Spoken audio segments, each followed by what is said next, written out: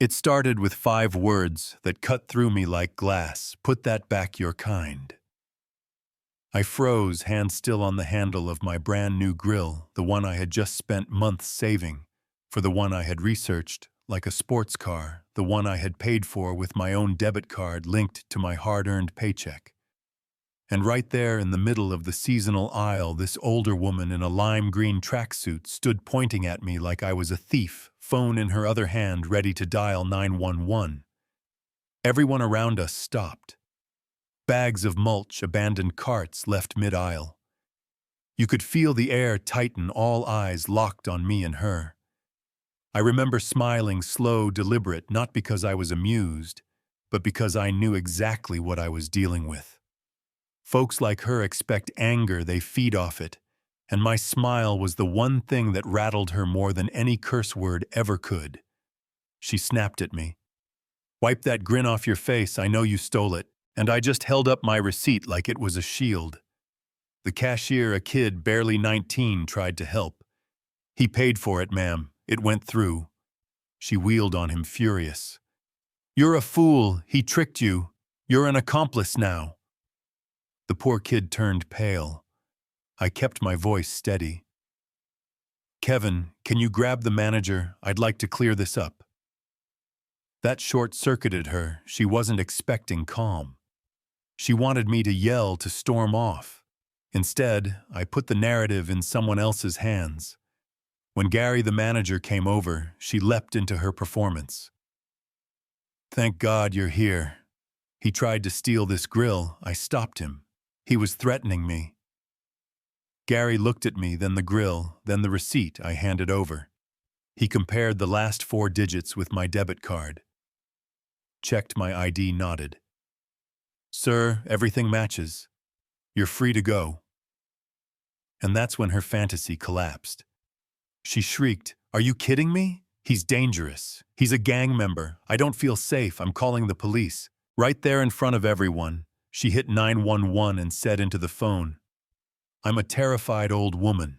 There's a threatening man stealing a grill." My jaw clenched, but I stayed rooted, one hand on the cool stainless steel, the other still holding my receipt. By the time the cops arrived, 2 of them, one older with a mustache, one younger with sharp eyes, she rushed forward like they were cavalry. "That's him, he threatened me." The older one glanced at me, 6'2". Black man, and I saw the flicker in his eyes, the story already half written. But the younger one took in the whole scene, my calm posture, Gary's weary face, the receipt in my hand. "What's your side, sir?" he asked. I gave it plainly. "I bought this grill. I have the receipt, the card, and my ID." She accosted me. He looked at the receipt, at the Titan 5000 gleaming behind me. He smirked. "Nice grill." That human moment cut the tension in half. Gary backed me up. The older cop sighed, turned to her, "Ma'am, there's no crime here. I thought it was over, but it was only the beginning." That night, my phone blew up. The teenager who had been filming posted the whole thing. 3 minutes of madness, her shrieking my calm responses, the manager verifying the cops, slowly realizing the truth. Captioned simply, "Trying to buy a grill." Within hours, it had thousands of views. By morning, it was on the local news. And then she struck back. The same woman in the green tracksuit, only now in pearls and a pastel sweater, sitting for a tearful interview on TV. She said the video was edited, claimed I whispered threats at her, called herself traumatized. She even launched a GoFundMe titled, "Help a Grandmother Stand Up to a Vicious Mob." $50,000 she wanted. Watching it made my stomach churn. She had harassed me, lied about me, called the cops, and now she was cashing in. That's when I called a lawyer. Sarah didn't mince words. "This isn't just ugly, it's defamation. She's making money off lies. We'll hit her with a cease and desist, then we sue." Sure enough, when the letter was delivered, instead of backing down, She posted it online calling me a millionaire bully. Donations spiked. Sarah just said, "Good. Every dollar she raises is another dollar we'll claim in damages." But then things turned darker. Strange car parked near my house, camera lenses pointed at me. One night my security camera caught a figure tossing a small bag into my bushes. Inside was a baggie of drugs, a setup. I felt sick, thinking how easily cops could have found it, and confirmed her story of me as a thug. I called Sarah, and for the first time her voice went cold. "This isn't just defamation anymore. This is a criminal conspiracy." Detective Williams got involved, sharp and relentless. She traced the rental car used that night back to a shady private investigator paid in cash. That cash came straight from a bank account linked to none other than the woman's son-in-law, a local developer with a reputation for dirty dealings. This wasn't just her. It was a family-funded war. The restraining order hearing became a spectacle. Right as it started, a major newspaper dropped an investigative piece timeline of the original incident, the viral video, the GoFundMe lies, and the planted drugs. It even tied the PI's payment back to her son-in-law. By the time we walked into court, the gallery was packed with reporters.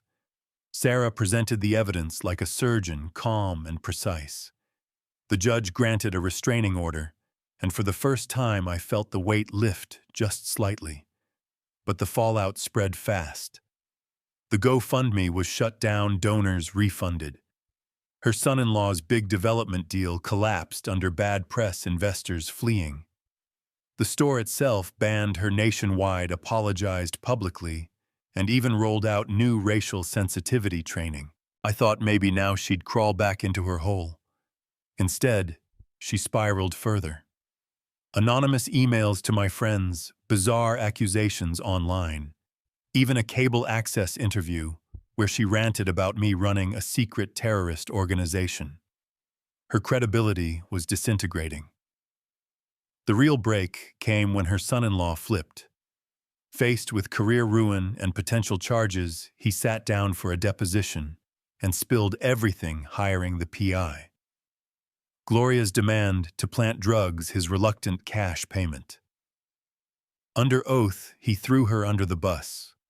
Within days, she was arrested for filing a false report, conspiracy, and solicitation. Her plea deal was brutal but just. She admitted guilt, issued a written apology, confessing every lie, surrendered her retirement funds as restitution, and agreed to a lifetime restraining order. Reading that apology felt strange, not triumphant, just final. She had tried to ruin me, and instead she had destroyed herself. I took the settlement money and never touched it for myself. Instead, I used it to start a foundation funding legal aid for victims of hate crimes and false accusations. It was the only way it felt right to turn her hate into something that could protect others. Life eventually returned to a quiet normal. My grill, the Titan 5000, became a symbol not of conflict, but of victory. I hosted barbecues with friends, coworkers, even invited Gary and Kevin from the store. The smell of smoke and laughter finally replaced the bitterness. Years later, at a fundraiser, I met the teenager who had filmed that video, now in college studying journalism. He told me, "Watching how you handled that, it taught me about dignity. You didn't let her hate become yours." I shook his hand and thanked him, realizing his video had been the evidence that saved me. Even Officer Miller, the older cop who had once looked at me with suspicion, approached me at a community event years later. He admitted, "When I walked in that day, I filled in the blanks wrong. That was bias. It stuck with me. It's why I do this liaison work now. I have to do better." Hearing that reminded me that even flawed people can change, and that sometimes the real battle isn't against villains, but against the quiet prejudices inside us all. Now, when I look at that grill on my patio, it's not just stainless steel and fire. It's a reminder that dignity, receipts, and calm resolve can outlast hate, even when it feels unbearable. So here's my question to you. Was justice truly served in this story? Should someone like her get a second chance after so much deliberate harm? Or are there lines that once crossed you never come back from? Let me know in the comments. Because I think this is the kind of conversation we need to be having. And if you've ever had your dignity tested in public, share your story. I promise you, someone out there needs to hear it.